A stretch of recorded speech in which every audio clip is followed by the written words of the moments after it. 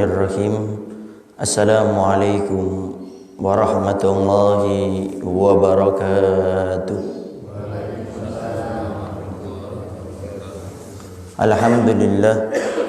Alhamdulillahi rabbil alamin. Wassalatu wassalamu ala asyrafil anbiya'i wal mursalin sayyidina wa habibina wa syafi'ina wa qurrati a'yunina wa nuri qulubina Muhammad habibi rabbil alamin wa ala alihi wa sahbihi ajma'in. Allahumma salli wa sallim ala sayyidina Muhammad tibbil qulub wa dawaiha wa afiyatil abdani wa shifaiha wa nuril absari wa diyaiha wa qutil arwah wa gidaiha wa ala alihi wa sahbihi wa sallim. Allahumma ja'al sarirati khairan min alaniyati wa ja'alaniyati salihah amma ba'du. Al-mukarram wal-muhtaram yang sama-sama kita muliakan dan kita hormati selalu, para alim, para ulama, para asatidah, penyambung lisan sekaligus penerus perjuangan Nabi kita Muhammad sallallahu alaihi wa alihi wasallam, yang kita doakan selalu mudah-mudahan para ustadz, para kiai, para ulama, para habaib kita diberikan panjang umur oleh Allah dalam keadaan sehat wal afiyah. Allah Subhanahu wa taala berikan kemudahan kepada beliau baik itu urusan dunia maupun urusan akhiratnya. Allah Subhanahu wa taala jauhkan beliau-beliau semuanya daripada fitnah yang terjadi di akhir zaman ini insyaallah. Amin. Amin ya rabbal alamin. Para hadirin wal hadirat yang dimuliakan oleh Allah Subhanahu wa taala, alhamdulillah pada subuh kali ini Allah Subhanahu wa taala masih memberikan kepada kita taufik serta hidayahnya sehingga pada subuh kali ini kita bisa melaksanakan salat subuh berjamaah. Mudah-mudahan Allah Subhanahu wa taala selalu memberikan kemudahan kepada kita untuk melaksanakan salat 5 waktu tersebut dengan berjamaah. Karena di antara keutamaan orang yang salat berjamaah, salatnya insyaallah akan diterima oleh Allah Subhanahu wa taala karena berkah daripada berjamaah tersebut. Para hadirin wal hadirat yang dimuliakan oleh Allah Subhanahu wa taala, seringkali kadang-kadang kita ini salah faham tentang mengingatkan orang lain.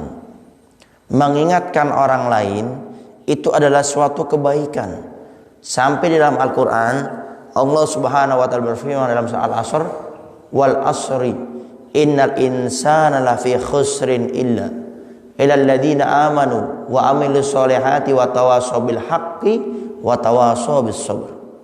Demi masa Allah bersumpah, semua manusia dalam keadaan rugi, semua kata Allah, kecuali Allah berikan pengecualian 4 golongan ini.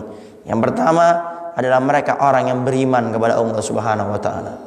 Orang yang beriman pun kata Allah masih rugi, kecuali mereka yang beriman dan juga melakukan amal-amal soleh, taat kepada Allah Subhanahu wa taala.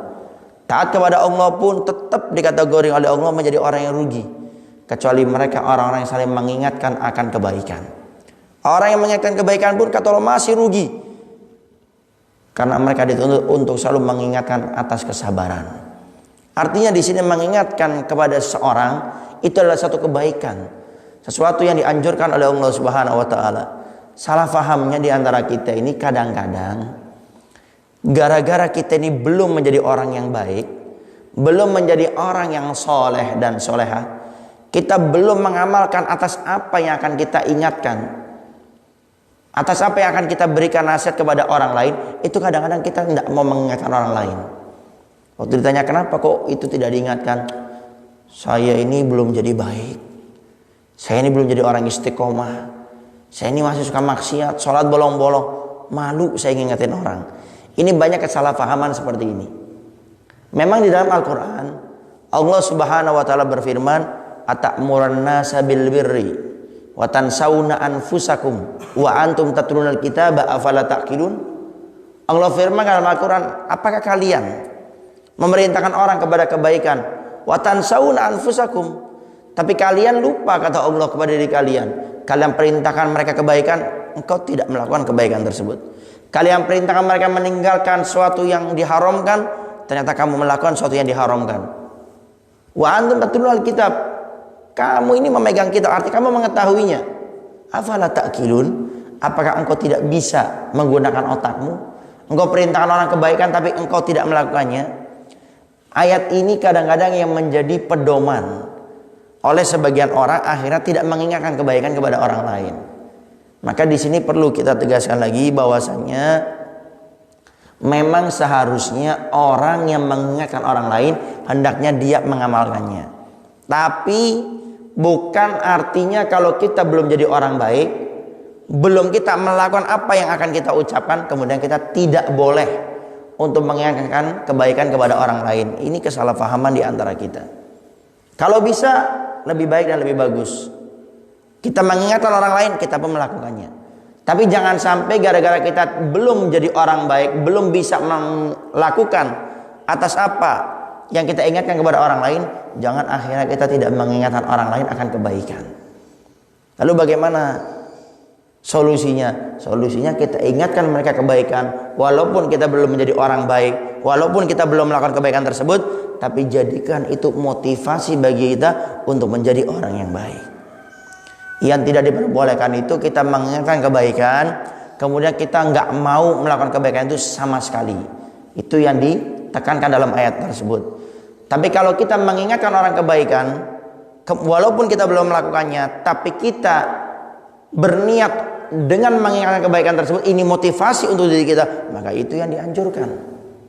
Karena berapa banyak orang menjadi baik gara-gara dia mengingatkan orang lain. Banyak timbul sifat malu di dalam dirinya. Masa saya ingatkan anak saya sholat, saya suka bolong-bolong sholatnya. Saya ingatkan tetangga saya untuk hadir majelis taklim, masa saya nggak pernah hadir majelis taklim. Saya merindukan anak-anak yang soleh dan soleha, masa saya tidak pernah memberikan pendidikan agama yang baik kepada anak-anak saya. Sehingga ini menjadi motivasi di antara kita. Jangan sampai gara-gara sekali lagi kita belum jadi baik, akhirnya kita tidak mau mengingatkan orang lain kepada kebaikan. Tapi jadikan itu motivasi kepada kita agar muncul rasa malu kepada kita. Masa saya mengingatkan orang lain kebaikan kok saya nggak jadi baik. Sehingga dengan hal-hal yang seperti ini menghadirkan rasa malu, menjadikan motivasi, inilah yang menjadikan kita malah lebih baik. Ya kalau seandainya kita jadi baik, kalau kita belum jadi baik kita meninggal dunia kemudian tidak mengingatkan orang lain, kan tidak. Maka ingatkan orang lain dan jadikan itu motivasi, hadirkan rasa malu kepada kita, sehingga dengan kita mengingatkan orang lain, akhirnya kita pun akan menjadi orang-orang yang baik. Yang tidak diperbolehkan kita mengingatkan orang lain kebaikan, tapi kita tidak mau merubah diri kita sama sekali, itu yang dilarang. Tapi tatkala kita mengingatkan orang lain atas kebaikan, mengingatkan kesalahan orang lain, maka jadikan itu motivasi, perubahan dalam diri kita, rasa malu, malah itu suatu yang sangat dianjurkan dalam agama kita. Para hadirin wal hadirat yang dimuliakan oleh Allah Subhanahu wa taala, mungkin itu saja yang bisa Al-Faqir sampaikan. Kurang lebihnya Al-Faqir minta maaf, dan mudah-mudahan Allah Subhanahu wa taala selalu memberikan kepada kita kemudahan untuk saling mengingatkan kebaikan kepada orang lain, dan mudah-mudahan kita bisa selalu mengamalkan atas apa yang kita ucapkan, dan mudah-mudahan kita termasuk orang-orang yang akan dimuliakan oleh Allah kelak di akhirat dengan amal ibadah kita. Amin, amin, ya rabbal alamin. Itu saja yang bisa Al-Faqir sampaikan. Kurang lebihnya Al-Faqir minta maaf dan mohon doanya selalu. Akhirul kalam. Wassalamualaikum warahmatullahi wabarakatuh.